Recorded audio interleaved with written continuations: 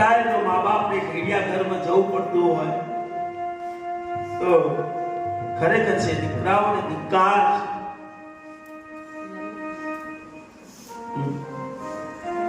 હમણાં જ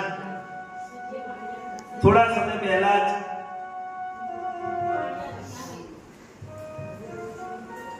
હશે